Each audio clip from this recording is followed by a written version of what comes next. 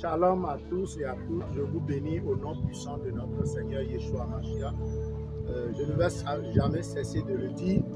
2 Corinthiens chapitre 5 verset 17 nous dit: si quelqu'un est en Christ, il est une nouvelle créature. Les choses anciennes sont passées, toutes choses sont devenues nouvelles. Pourquoi on doit être en Christ? On doit être en Christ parce que ne pas être en Christ, c'est de manifester les erreurs des parents, c'est de manifester les erreurs de la famille, c'est de répéter les mêmes choses ancestrales, les mêmes choses familiales. Parce que vous savez, il y a pas cette famille africaine dans laquelle on ne retrouve pas une malédiction. Dans certaines familles, c'est peut-être leurs femmes n'arrivent pas à rester sous le toit d'un homme, ou bien leur homme n'arrive pas à garder une femme.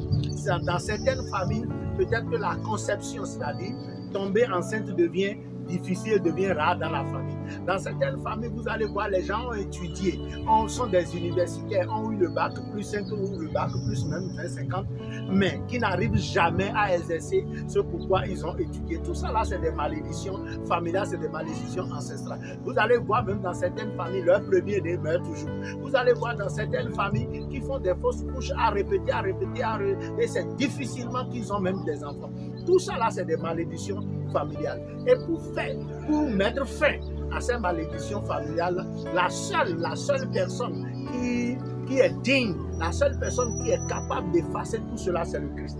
C'est pour cela, pour ne plus vivre sous la malédiction familiale ou la malédiction ancestrale, c'est qu'il faut accepter le Christ dans sa vie. Il faut marcher dans les enseignements du Christ. Il faut mettre Christ en première position dans sa vie. C'est pour cela la Bible dit dans 2 Corinthiens 5, 17, si quelqu'un est en Christ, il est une nouvelle créature et les choses anciennes sont passées. Et lorsqu'on va maintenant dans Romains chapitre 8, verset 1, nous allons voir, il n'y a plus de condamnation pour ceux qui sont en Christ. Pourquoi la Bible dit qu'il n'y a plus de condamnation pour ceux qui sont en Christ? Parce que si tu es en Christ, tu es une nouvelle créature. C'est-à-dire ces malédictions-là qui te condamnaient à vivre ces choses-là obligatoirement. Ces malédictions qui t'amenaient à répéter ces choses-là obligatoirement.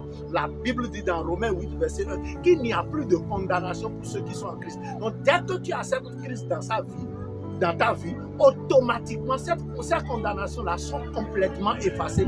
Tu es une nouvelle créature, tu es une nouvelle personne. Ce n'est pas marcher en Christ là. Tu es en Christ et Christ est en toi. Maintenant, la Bible va nous dire ceci. Christ a opéré quelque chose sur la croix en notre faveur. C'est pour cela que nous devons être en Christ. Lorsque nous regardons dans Colossiens chapitre 2, je viens dans Colossiens chapitre 2, alléluia, Colossiens chapitre 2, et nous regardons le verset 14 et le verset 15. Il a dit, il a effacé l'acte dont les ordonnances nous condamnaient et qui subsistait contre nous. Et il les a détruits en le clouant sur la croix.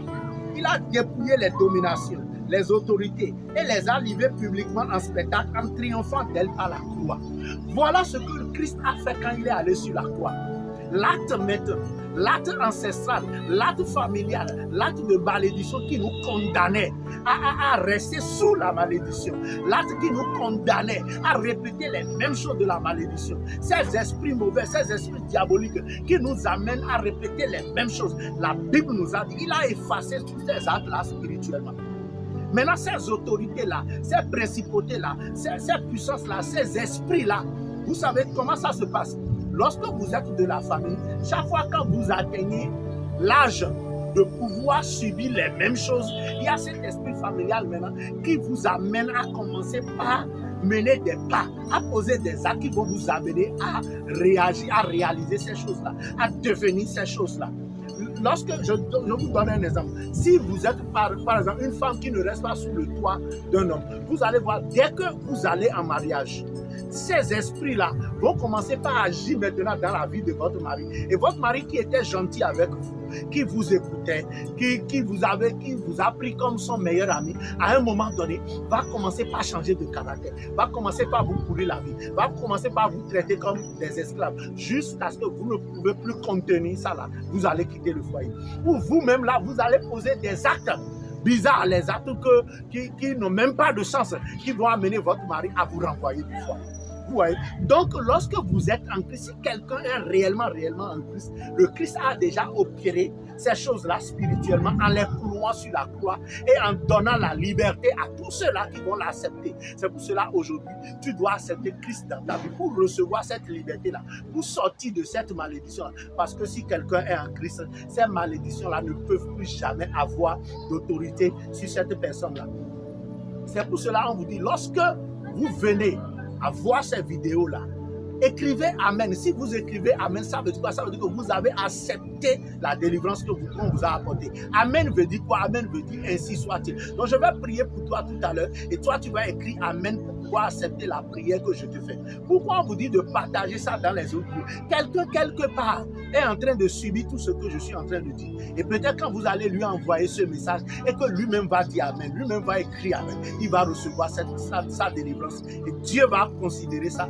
Dieu va mettre ça sur votre compte parce que vous aurez déjà sauvé quelqu'un. C'est comme ça qu'on fait l'œuvre de Dieu. C'est comme ça qu'on évangélise. C'est comme ça qu'on arrive à délivrer quelqu'un. Alors je prie pour vous maintenant.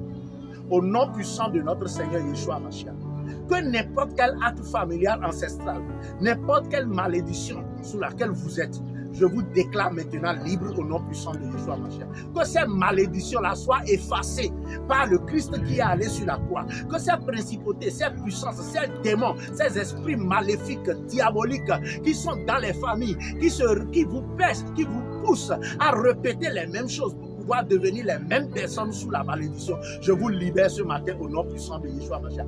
Acceptez Christ dans votre vie et vous allez vivre une vie heureuse. Que Dieu vous bénisse. Shalom.